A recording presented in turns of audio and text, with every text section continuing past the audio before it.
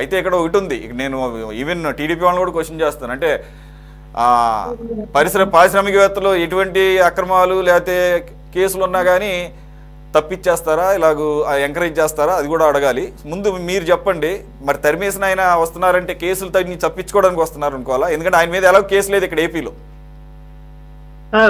సురేష్ గారు, crystal clear గా ఇక్కడ అర్థమవుతుంది ఏంటంటే, జత్వాని గారిని కాసేపు పక్కన పెడితే, ఏదైతే సజ్జన్ జిందాల్ గారిని ఏదైతే కార్నర్ చేశారో, ఏదైతే ఆయనతో కొన్ని రకాలైనటువంటి లబ్ధి చేకూరాలనో ఆయనతో రాష్ట్రీయ ఒప్పందాలు చేసుకున్నటువంటి చంద్రబాబు నాయుడు గారు, ఏదైతే నిన్న ఢిల్లీలో ఆయన ఇంటి దగ్గర ఒక కర్టిసి, ఒక గౌరవప్రదంగా ఆయన కలవడం జరిగింది. ఎందుకంటే ఏ పారిశ్రామికవేత్త అయినా సరే ఆయా రాష్ట్రాల సీఎంతో కలుస్తారు. పెట్టుబడులు పెట్టే అవకాశం ఉందా మీ రాష్ట్రంలో? పెడితే ఎటువంటి రాయితీలు మాకు ఇస్తారు, ఏ రకంగా మేము పెట్టుబడి పెట్టాలి, ఎంత పెట్టాలి, ఏంటి అక్కడ విధానం ఏంటంటే కనుక్కుంటారు. అది సాహసం, ఏ పారిశ్రామికవేత్త అయినా సహజంగా చేస్తారు. నేనేమంటానంటే, ఇక్కడ సజ్జన్ జిందాల్ అనే వ్యక్తి గతంలో జగన్మోహన్ రెడ్డి గారి హయాంలో మరి ఏదైతే జమ్మలమడుగు ప్రాంతంలో 3,591 ఎకరాల్లో మరి యొక్క ఏదైతే కడప స్టీల్ ప్లాంట్కి ఏదైతే భూములు కేటాయించారో అక్కడ 8,800 కోట్లు మేము పెట్టుబడులు పెడతాం.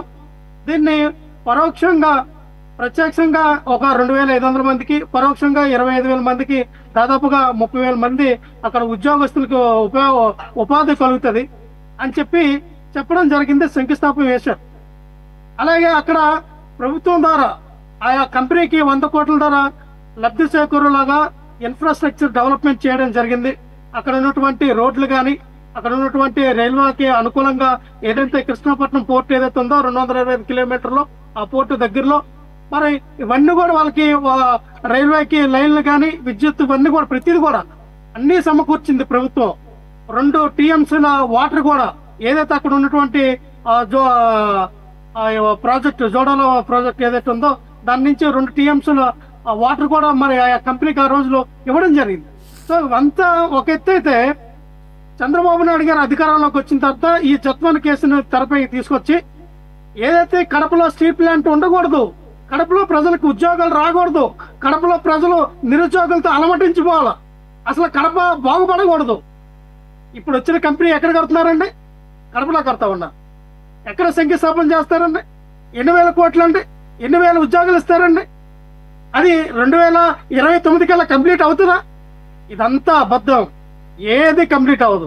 జస్ట్ ఆయన గౌరవపూర్వకంగా సజ్జన గారు ఆయన్ని కలిశారు, దీన్ని ప్రసారం చేసుకుంటున్నారు. చంద్రబాబు నాయుడు గారు, నారా లోకేష్ గారు ఏంటంటే, ఇగో సజ్జన గారు వచ్చారు, 10,000 కోట్లు పెట్టుబడులు పెడతారు, ఒక 30,000 ఉద్యోగాలు వచ్చేస్తాయి, అంటే రకాలుగా మనం భూములు కేటాయించేస్తున్నాం. ఇగో ఇంకేముంది, ఆంధ్రప్రదేశ్ లో పెద్ద బడా పారిశ్రామిక వచ్చాడు, మనం ఉద్యోగాలు ఇస్తాం, క్రియేట్ అవుతూ ఉన్నాయి.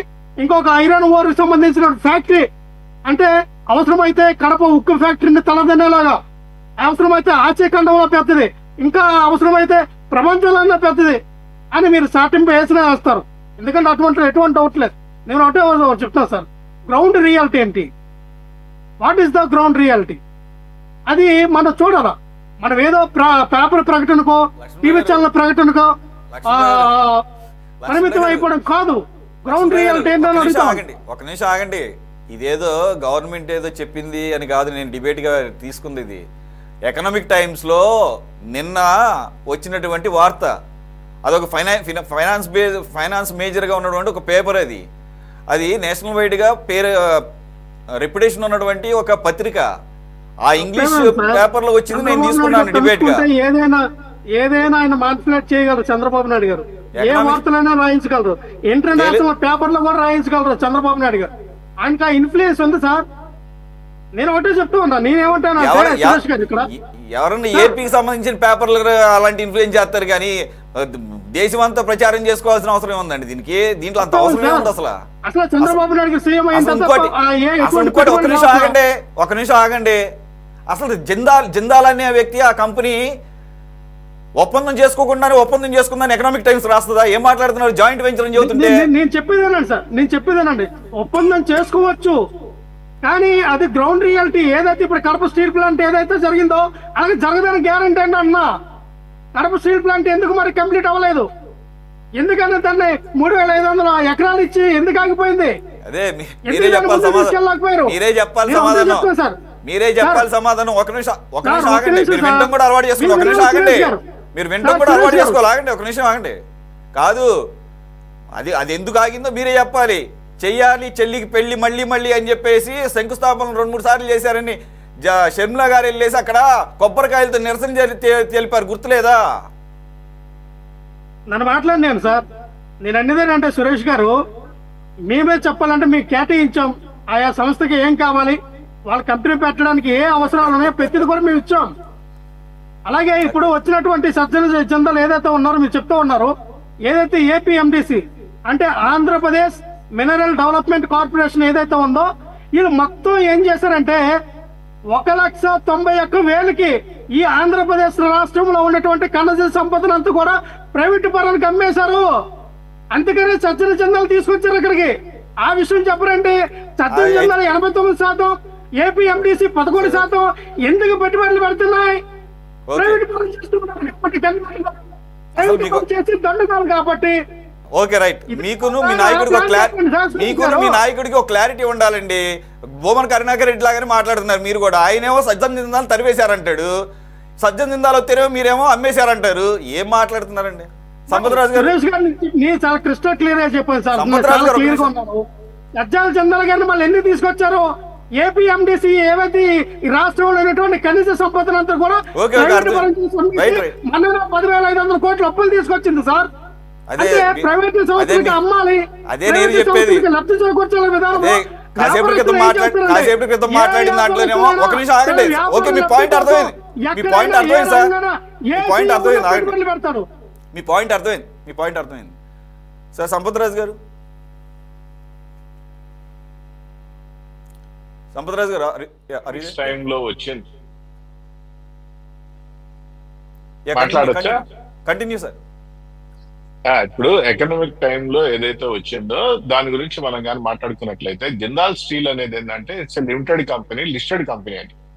కాబట్టి వాళ్ళు ఏంటంటే ఇక్కడ రేపు జనవరి నుంచి ఏదో స్టార్ట్ చేయాలని చెప్పేసి ఆలోచన ఉన్నప్పుడు, ఏదైనా లిస్టెడ్ కంపెనీ అన్నప్పుడు ఇంత ఇన్వెస్ట్ చేస్తున్నాం అని చెప్పేసి వాళ్ళు రేస్ చేసుకుంటారు. రెండు ఏంటంటే లిస్టెడ్ కంపెనీలో చెప్పిన తర్వాత ఎటువంటి బస్సులు వెనక్కిపోయేది ఏం లేదు, దాన్ని ఆ విధంగా తీసుకెళ్తారు.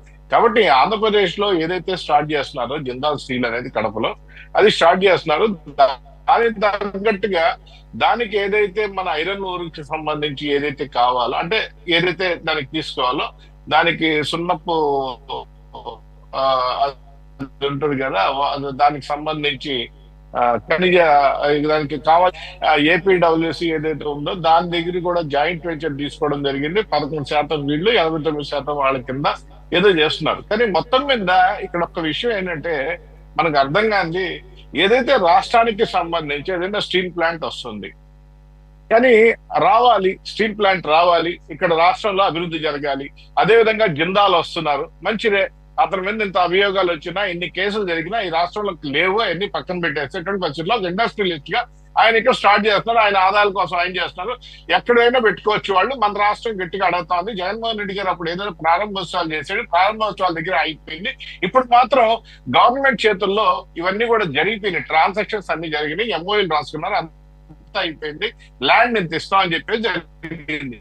అయితే బాబు గారు కానీ అధికారుల మధ్య ఇవన్నీ కూడా చెప్పడం జరిగింది. అయితే ఇక్కడ ఒక విషయం ఏంటంటే, ఆల్రెడీ జిందాల్ స్టీల్ గాని, లేకపోతే ఇప్పుడు మిట్టల్ స్టీల్ గాని, లేకపోతే జపాన్ కొల్లుడితోటి మిట్టలు, వాళ్ళు నిప్పాన్ స్టీల్, వీళ్ళందరూ కూడా కలిపి రాష్ట్రానికి రావడం మంచి ఉద్దేశమే. కానీ మీరు ఇక్కడ మాట్లాడాల్సింది ఏంటంటే, ఈ రాష్ట్రానికి ఏదైనా వచ్చినట్లయితే ప్రతి జిల్లాకి ఏదో ఒక పరిశ్రమ తీసుకొచ్చేదానికి ఈ ప్రభుత్వం కంకణం కట్టుకొని అభివృద్ధి చేయాలని తిరుగుతా ఉంది. మీరు మాట్లాడండి. ఈ ప్రభుత్వం తీసుకొచ్చిన విధానం, ఇప్పుడు ఏదైనా ఒక అగ్రిమెంట్ జరిగింది, ఒక అగ్రిమెంట్ జరగగానే ఎప్పుడు స్టార్ట్ చేస్తారు, ఎన్ని రోజులు ఉత్పత్తి అవుతుంది, ఎంత ఇన్వెస్ట్ చేస్తున్నారు అనేది మీరు ప్రశ్నించవచ్చు, దానికి ఇబ్బంది లేదు. కాకపోతే ఇక్కడ ఏంటంటే మీ ప్రశ్నార్థకంగా మీకు అసలు క్లారిటీ లేదు. ఏది క్వశ్చన్ చేయాలి, ఏది ఆన్సర్ అనేది క్లారిటీ లేకుండా ఏదంటే మాట్లాడేసి ఏదో ఒక అభియోగం వేసేసి గందరగోళం చేసేదంటే అలాగా. ఎటువంటి పరిస్థితుల్లో జనవరిలో జిందాల్ స్టీల్ వాళ్ళు స్టార్ట్ చేయబోతారు. మీరు అవునన్నా కాదన్నా ఒక 3 ఏళ్లలో పూర్తి చేస్తారు. మీకు ఏం డౌట్ లేదు. ఎటువంటి పరిస్థితుల్లో మీరు దాని గురించి మాట్లాడారు. ఇంకా 3 ఏళ్ల తర్వాత దాని గురించి మాట్లాడలేదు. రెండోది, చంద్రబాబు నాయుడు గారిని డబ్బు కొట్టుకోవాలనుకుంటే ఈ రోజు పులివెందులకి నీళ్లు ఇచ్చిందే చంద్రబాబు నాయుడు గారయ్యా. నిజంగా ఇచ్చిన పరిస్థితి ఉంది. ఆనాడు నేనేమంటానంటే ఇక్కడ రాయలసీమకు కూడా నీళ్లు ఇచ్చే పరిస్థితి ఈ రోజు చంద్రబాబు నాయుడు గారు తీసుకెళ్లారు. మీ కుప్పానికి నీళ్లు తీసుకొచ్చిందో జగన్మోహన్ రెడ్డి గారు. 4 సార్లు సీఎం అయ్యారు, కుప్పానికి నీళ్లు లేవు. కుప్పానికి నీళ్లు తీసుకొచ్చిందో జగన్మోహన్ రెడ్డి గారు. సంపత్ గారు 4 సార్లు సీఎం అయినా కుప్పానికి నీళ్లు తీసుకెళ్ళకపోయారు. మేము ఇచ్చిన నీళ్లు ట్యాంకులతో నీళ్లు, ఒక్క నిమిషం పక్కన ట్యాంకులతో నీళ్లు అయిపోగానే ఓపెనింగ్ పబ్లిసిటీ కోసం మీరు అన్నారు కదా చంద్రబాబు నాయుడు గారు పబ్లిసిటీ కోసం ఢిల్లీ పత్రికలు కూడా రాస్తారని. ఏం రాయాల్సిన అవసరం లేదు. ఇక్కడ ఎవరు రాయించుకున్నారు? జిందాల్ రాయించుకుంది. జిందాల్ పెట్టుబడి కోసం వస్తుంది. జిందాల్ రాయించుకుంటే మా మీద హెచ్చరిక. ఇక్కడ ఒక్కడి లక్ష్మణ్ గారు ఇక్కడ ప్రాబ్లం ఏమవుతుందంటే ఏదైనా తెలుగుదేశం ప్రభుత్వం ఏదైనా మంచి నిర్ణయం తీసుకొని చేసిందంటే దాని గురించి ఎవరు మాట్లాడినా ఒక ప్రతినిధి ఆ మీడియా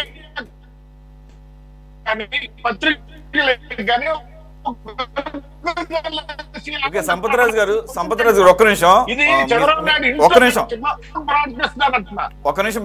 మీ సైడ్ సిగ్నల్ వీక్ ఉంది. In the meanwhile I want to put a question to you. మరి what happen to that Kadambari Jatwani case ఏమైపోయిందండి? అంటే నీరు గార్చేశారా? అంటే ఇప్పుడు మీకు సజ్జన్ జిందాల్ మీకు బాగా మంచిగా పెట్టుబడులు పెడుతున్నాడు కాబట్టి ఆయన మూలంగా ఇంత దాష్టికాన్ని ఎదుర్కొన్నటువంటి ఆవిడకి న్యాయం చేస్తామని చెప్పేసి ఆవిడ ఎన్నిసార్లు విజయవాడ వచ్చారు, ఎన్నిసార్లు మొరపెట్టుకున్నారు, మరి ఆవిడికి న్యాయం చేయరా? అంటే మనకి పెట్టుబడులు వస్తే చాలిక. సురేష్ గారు దాని గురించి చెప్తా. ఇప్పుడు దాకా ఆ కేసులో ఉన్నటువంటి అధికారులందరూ ఎక్కడున్నారు? ఆ కేసు ఎక్కడుంది? కోర్టులో ఉంది. అధికారులందరూ ఎక్కడున్నారు? లోపలే ఉన్నారు కదా. దానిలో ఆమె అభియోగం చేసిన లేదు. ఈ రోజు మొత్తం లోపలే ఉన్నారు. ఒక్క నిమిషం, మొత్తం లోపలే ఉన్నారు. ఎవరు బయట ఉన్నారు? దాని అభియోగం వచ్చిన పోలీస్ అధికారులు మొత్తం ఇక్కడ ఆయన వేధిచ్చింది ఎవరు? పోలీస్ అధికారులు, ఒక వైసీపీ నాయకుడు మొత్తం లోపలే ఉన్నారు కదా. బయట ఎవరు ఉన్నారు? కాబట్టి ఏదైతే పద్ధతి ప్రకారం జత్వానికి న్యాయం జరిగిందా మీ గవర్నమెంట్ లో? జిందాల్ ఒక్క నిమిషం, జత్వానికి న్యాయం చేశారా? లోపల ఉన్నారు కదా. లాలచిపడ్డారా? సజ్జన్ జిందాల్తో లాలచిపడి జత్వాల కేసును అటకెక్కించారా? మన కోసం ఒక్క నిమిషం, మన జగన్మోహన్ రెడ్డి గారి కోసం జత్వాని కేసులో ఎవరైతే ఉన్నారో ఒక ఐజీ స్థాయి వ్యక్తులు కూడా లోపలే ఉన్నారు. ఎప్పుడు బాగుంది? ఎవరో లోపల ఉన్నారు? పోలీస్ అధికారులు, ఐఏఎస్లు, ఐపీఎస్లు. ఏందా కర్మ కాకపోతే కాదు. జత్వాని కేసులో న్యాయం జరగద్ది. ఈ రాష్ట్రంలో ఏ ఆడబిడ్డకైనా న్యాయం జరుగుతుంది. మీరంటే సొంత ఆడబిడ్డలు కూడా న్యాయం చేయలేరు. ఏ ఆడబిడ్డకైనా న్యాయం జరుగుతుంది ఈ రాష్ట్రంలో. ఎటువంటి డౌట్ లేదు. సురేష్ గారు ఎటువంటి మధ్య జత్వాని కేసుకి దీనికి జిందాల్కి సంబంధం అనేది ఈ రాష్ట్రంలో జిందాల్ మీద కేసు లేదు. కాబట్టి ఎవరి మీద కేసు ఉన్నా సరే లోపలే ఉంటారు, బయట ఉండే సమస్య లేదు. రైట్. సంపత్రాజు గారు ఇవన్నీ ముందే ఊహించే మరి ఆయన 40 years ఇండస్ట్రీ కదా, అందులో 4వ ముఖ్యమంత్రి. ఆయన మామూలు వ్యక్తి, అందు గురించి జిందాల్ దాకా పోలేదు అక్కడ ఇవన్నీ. కానీ ఈ విషయంలో మాత్రం అభినందన ఇక్కడ. కానీ మొత్తానికి సబ్జెక్ట్ మిస్ అయ్యి జగన్మోహన్ రెడ్డి గారే సజ్జన్ జిందాల్ మీద కేసులు పెట్టి తరివేశారన్నారు. ఆయన మీద కేసులు పెట్టలే. ఇలాంటి పరిస్థితి అవసరాలు వస్తాయి కాబట్టి ఆయన దాకా కేసు పెట్టకుండా మీ కూటమి ప్రభుత్వం చాలా తెలివిగా అన్యాయం జరిగింది ఎక్కడ వరకు అక్కడ వరకు వెళ్ళి ఆపేశారు.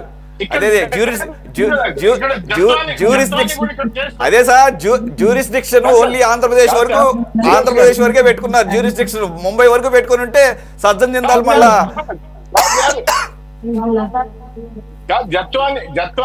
జత్వాని ఏదైతే కేసు పెట్టాడో ఇక్కడ అభియోగాలు ఎవరి మీద చేశారో వాళ్ళందరూ లోపల ఉన్నారండి.